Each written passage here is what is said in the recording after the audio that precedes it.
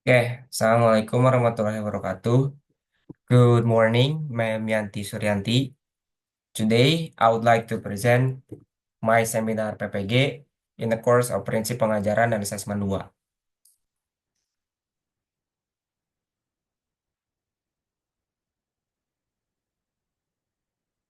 So here are the list of the contents of today's presentation. The first one is Learning Experience Review, and then the second one is Learning Experience Reflection, and then the third one is Artifact Analysis, and then the last one is Reflections Result Formulation. So these are the learning experience review. As usual, there are a couple of questions regarding to the what is learning experience are useful and interesting, and also what learning experiences are useful but less interesting, and so on and so forth. But I would like to focus on the first questions, which is what learning experiences are useful and interesting.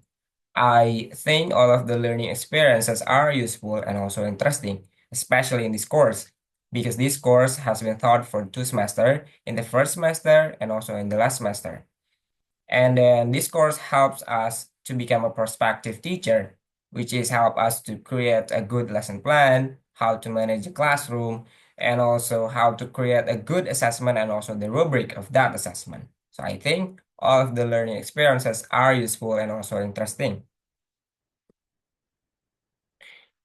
And then moving on, these are the three topic on prinsip pengajaran dan asesmen 2. The first one is pemahaman karakteristik peserta didik.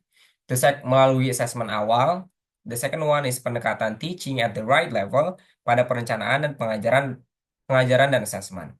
The third one or the last one is pendekatan culturally responsive teaching pada penerapan perancangan pengajaran dan asesmen.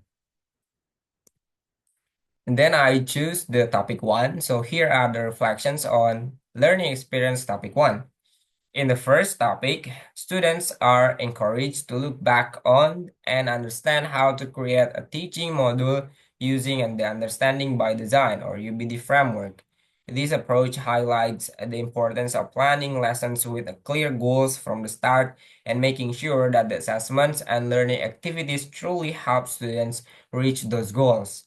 Students also, or we college students also learn that a good lesson plan isn't just about the content, but also knowing who their students are, or students are. Things like learning styles, interests, talents, skill levels, and even social and emotional backgrounds all play a big role in designing lesson plans that are meaningful, flexible, and also effective. So in the first topic, we look back again about how to create a lesson plan or a good lesson plan using the UBD framework. And then also in this topic, we learn how to create a assessment awal or the initial assessment, which focuses on a non-cognitive diagnostic task. So from that assessment, we can know about the students' learning styles, interests, talents, skills level, and even a social emotional background. So we can make a good lesson plan based on those data. So here are the learning artifact. First one is collaboration room. In this course, the first topic, the collaboration room, there are two submission. The first one is we discuss the strengths and weaknesses of various early assessment techniques and also the instruments. And then the collaboration 1.1, we create an initial assessment instrument that will be implemented during the PPL2. So these are the artifact that I made at that time with the anggota kelompok saya sendiri dan juga Nani Lestari Ningsih dan yang terakhir Sri Putri Ramadhani. These are the instrument technique, ada wawancara, kuis, penilaian diri, observasi, peer assessment, tes tertulis, portofolio, dan juga ini adalah instrumen assessmentnya, ada rubrik, checklist, catatan anekdotal, pilihan ganda, and then also these are the weaknesses and also the strength of each assessment technique and also the instrument. So, kesimpulannya adalah ada beberapa kesimpulan yang kami simpulkan, ada 6 kesimpulan, to be precisely. First one is rubrik sangat berguna untuk penilaian kompleks dan membutuhkan banyak kriteria, tetapi memerlukan waktu dan usaha untuk membuatnya, and so on and so forth. Moving on, the next learning artifact, which is koneksi antar materi. In the koneksi antar materi activity, we create an infographic that contains the key points from the material that has already been taught. And then the last artifact that I choose, which is aksi nyata. In the aksi nyata activity, we analyze the results of the students' characteristics gathered from the initial assessments by identifying the differences between the PPL1 and PPL2 schools.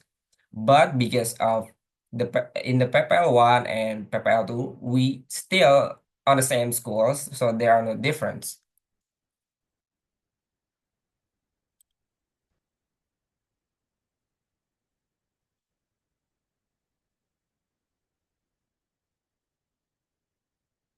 So these are the koneksi antar materi that I made. The first one is the relations between karakteristik peserta didik and also dengan rencana penyusunan pembelajaran. And then the second one is relations between the data from pemetaan karakteristik peserta didik dengan assessment yang akan diberikan.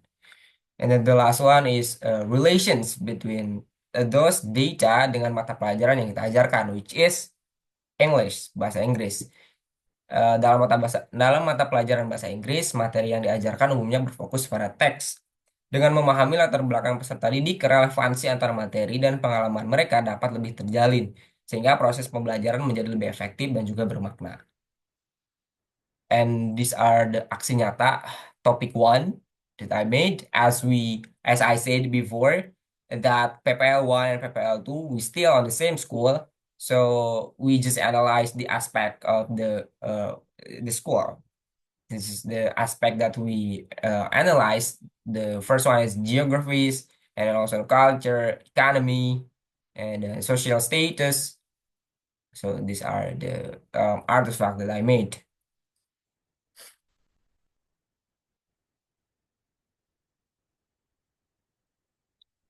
And then moving on to the formulations of reflection results in the form of meaningful learning. In the first topic, we were given the understanding that the process of getting know students must be done thoroughly in order to create an effective learning process. Therefore, conducting non-cognitive diagnostic assessments at the beginning of the learning process, especially at the start of the semester, is very important. This can provide in-depth informations about the students, including their social background, learning styles, as well as their motivations and also their potential. So I think that's all for today's presentations. Thank you for the attention. Assalamualaikum warahmatullahi wabarakatuh.